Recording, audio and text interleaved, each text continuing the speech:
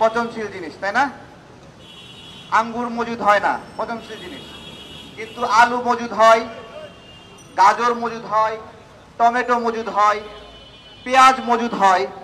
আপনারা কোনোদিন শুনেছেন যে টিকিট মজুদ হয়? না। টিকিট মজুদের কথা কোনোদিন শুনেছেন? এখন এসে এই আলু সবজির মতো টিকিটও মজুদ হচ্ছে এবং টিকিট মজুদ করে দাম বাড়িয়ে দেওয়া হচ্ছে। চিন্তা করতে পারেন, নির্দিষ্ট শিডিউল আছে, সেই শিডিউলের বিমানের টিকিট কেউ একজন মজুদ করে সংকট তৈরি করে বিমান ভাড়া বাড়িয়ে দিচ্ছে। এখন কথা হলো, কেউ তো কেউ চুরি করতে চাইবেই, তাহলে সরকার কেন আছে? সরকারের কাজ কি? দেখেন, আমাদের সরকারি একটা বিমান আছে, প্রতি বছর আমরা ভর্তুকি দেই। বিমানকে ভর্তুকি দেওয়া লাগে কেন? ভর্তুকি দেওয়া লাগে, আয় করতে পারে না, তাই তো? আমরা এর আগে যখন 20,000 টাকা বিমান ভাড়া ছিল, তখন আমরা যে পরিমাণ ভর্তুকি দিছি, এই বিমান ভাড়া শেখ হাসিনার সময়ে যখন 60-70 হাজার টাকা হইল, তখন আমরা ভর্তুকি দিলাম। এখন আবার সেই বিমান ভাড়া 350, 1.5 লাখ, 1,90,000 হয়ে গেছে, এখনো ভর্তুকি দিচ্ছি। আমার কথা হলো, আমি যদি বিমানে ভর্তুকি দেই, তাহলে বিমান কেন ভাড়া বাড়াবে? তাই নয়? আমার নাহিদ ভাইকে বলবো, 6 মাস সময় পেয়েছেন আপনি, আপনারা সংস্কারের কথা বলছেন। আরে ভাই, 6 মাসে টেলিটকের যে সিম, এদেরই তো উন্নতি করতে পারেন নাই। টেলিটকের সিমে নেটওয়ার্ক পায় না, তাহলে আপনি আপনার উপর যে কাজ ছিল, সেই কাজ বাদ দিয়ে কোন আজগবি কাজে আপনি ব্যস্ত ছিলেন যে টেলিটকের জন্য আপনি উন্নয়ন করতে পারেন নাই? আপনাকে কেন ইন্টারনেটের বিল বাড়াতে হলো?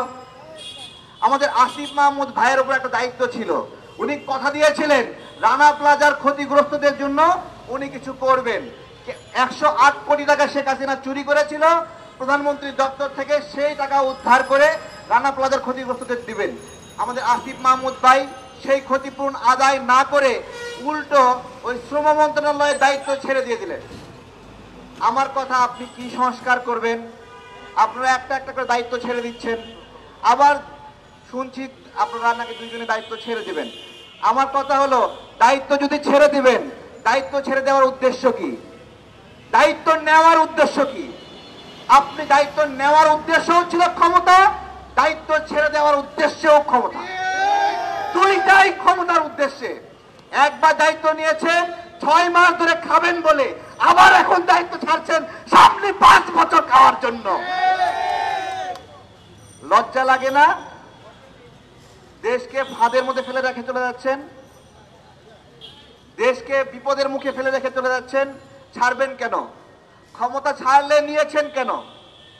আমাদেরকে সেনানিবাসে ডেকেছিল কয়েকজনকে, যারা আমরা এই গণ অভ্যুত্থানে নেতৃত্ব দিয়েছিলাম।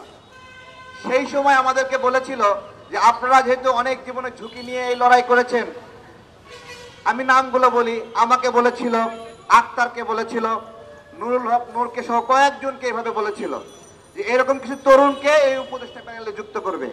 তখন এই নাগরিক কমিটি, বৈষম্য বিরোধী যারা দেখছেন, এরা বিরোধিতা করেছিল, বলেছিল যে এদের মুখ রাজনৈতিক পরিচয়।